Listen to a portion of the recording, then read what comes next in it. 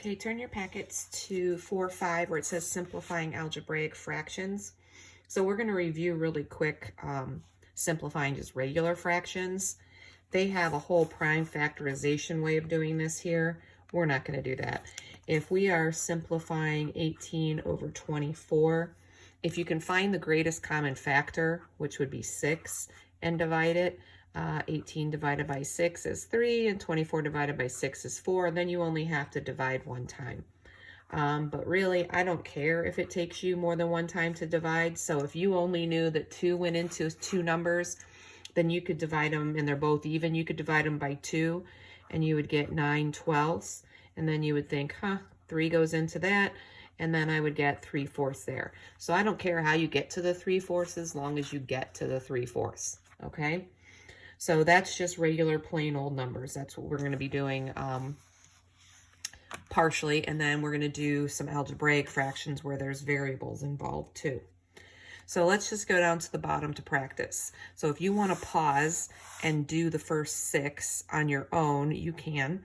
If they're already simplified, you're going to write the word simplified. Don't just leave it blank. And make sure it is it is all the way simplified. I don't care how many times it takes you to divide. I will probably use the greatest common factor each time if I can, but you don't have to. So if you want to pause, do those 6 and then unpause, and then you can watch me do them.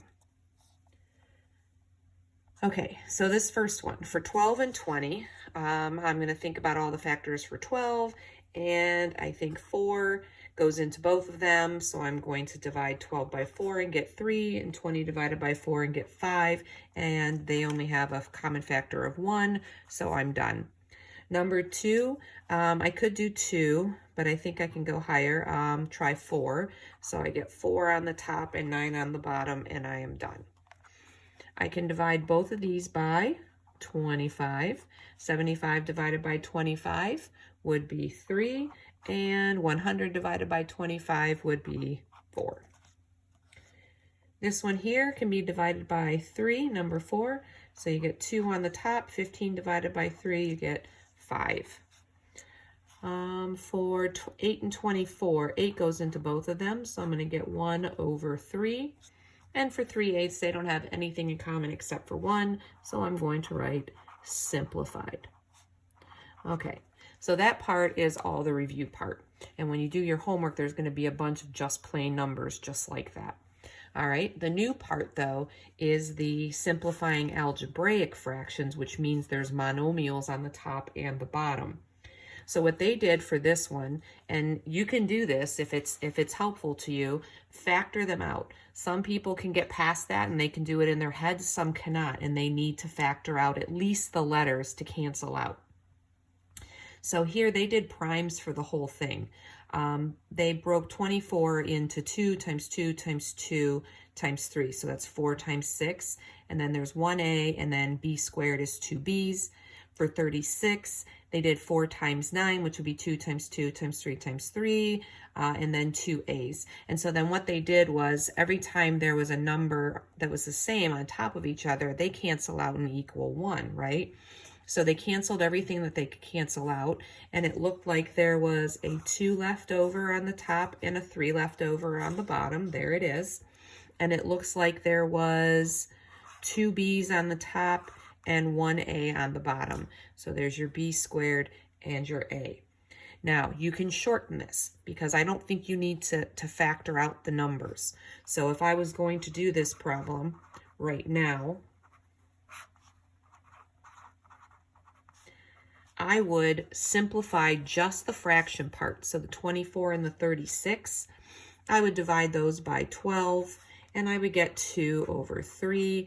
And then next to it, I would still, right now, until you get really good at this, I would factor out the letters. Because I can't tell you how many people make mistakes just on the letter part because they're not ready to go past this yet. So I've got 2/3 on the top, and then you would count how many b's you have and use a power, and how many a's you would have, okay?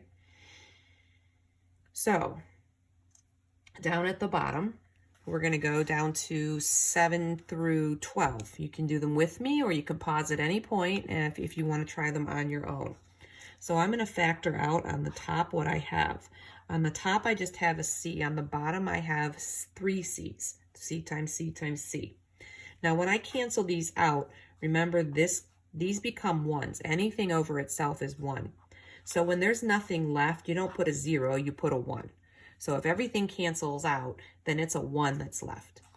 And then I have 2 C's here, so 1 over C squared. I have 4 to the or R to the 4th, so that's 4 R's. And R to the 2nd is 2 R's. It looks like I'm going to cancel them out. Remember, that's a 1 on the bottom, right? When everything cancels out, it's a 1. So that's saying that I have R squared over 1, or just R squared. Now you can go right from here to here. I just wanted for notes you to know that there was a 1 on the bottom still.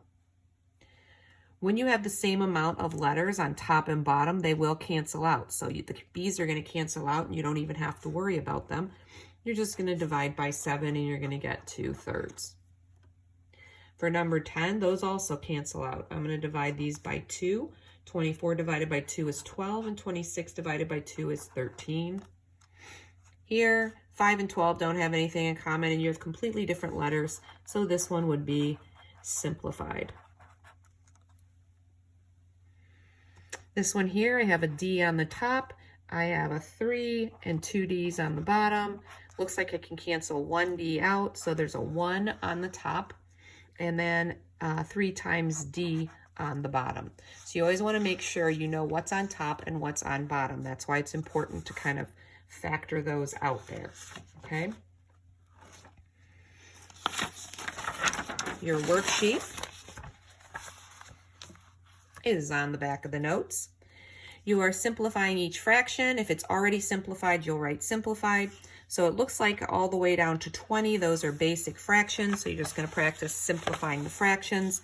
When you get to 21 through 33, those are algebraic ones. So like I said, it's probably helpful for you to write out, like on number 21, 3x is on the top and 7x is on the bottom.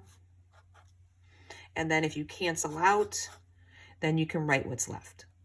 And then you don't have to worry about mixing up what's on top or how many are on the bottom.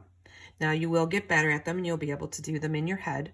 But to be on the safe side, if you're ever not sure, you can always write it out and factor it out like that for the variables. The numbers, you don't have to do that. The numbers you can just reduce like normal. You can just do this with the letter part. Okay, good luck.